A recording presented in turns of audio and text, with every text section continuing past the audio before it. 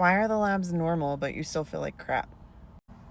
I'm going to give you this information again because I think it's really important. But if you have questions about your detailed blood work, please don't put them in the comments. If you want to read my response to other people's, go look at my other videos. If you want me to look at your blood work and give you my opinion, particularly if you are not an adult and your parents are still responsible for you, book a consult, get your parents to book a consult, something. In your white blood cell count with the differential, there are 5 numbers you should know. Those numbers are the neutrophils, lymphocytes, monocytes, eosinophils, basophils. They need to add up to 100%. So they'll give you absolute values and then they'll give you the percentage. When we look at the number of white blood cells, if you're below 5 or above 8, those numbers are going to be out of balance because there's some kind of infection. You can have those numbers be between 5 and 8 and still have something going on in your system that needs addressed. So here are the numbers. Get a pencil. I'll wait, or you can pause this video. The neutrophils, they should be at 60%. If they are above this, it means that there is too much bacterial load in the system. It can also be something fungal. It can be things in your environment that you're not really thinking about, that you're taking in. The lymphocytes should be at 30%. If they are elevated, it's something viral. It could also be something fungal. It could be a pathogen like mold. If the monocytes are high, first of all, what do monocytes sound like? But second, it's viral. If the eosinophils are high, if they are higher than 3%, usually they'll be between 2 and 3%. If they are higher than 3%, you are likely taking in something in your nutrition that is irritating the system. Hi. That's Alex. He just got done with swim practice. This can also be parasites, so we want to be careful that we don't exclude that. There is a questionnaire that we can have you fill out instead of testing specifically for parasites, because that can get expensive. The basophils will be at 0 or 1%. If they are higher, that means that there is something in your environment that you are having an allergic reaction to. That could be seasonal. It could be something in your home. We want to find out what it is. If the neutrophils and the lymphocytes are not in a 2-to-1 ratio, the closer they get to a 1-to-1 ratio, we know there's an autoimmune condition.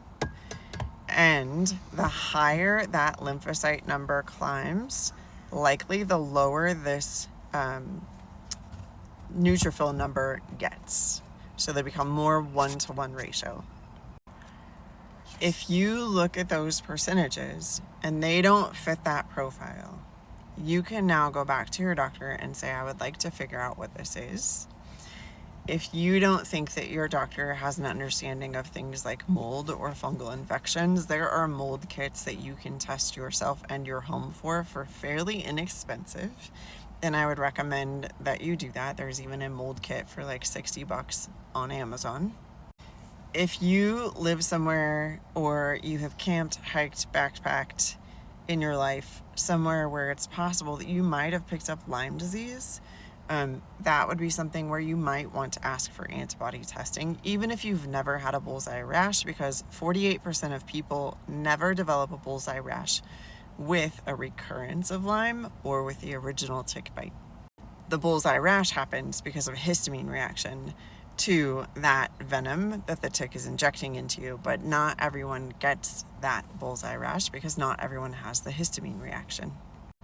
Another number in your blood work that you can look at and go, maybe I have a problem with inflammation. If your triglycerides are always high, always, even if you eat super clean, if they tend to stay high, I'm going to think that there is either a problem with hormones or there's a problem with inflammation.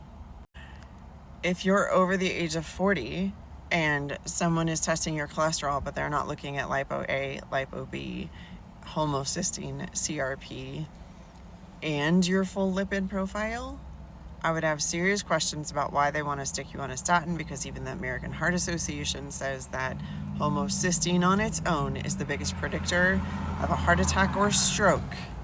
And they've been saying that since 1998. Things that aren't usually in your blood work, but would be important to get.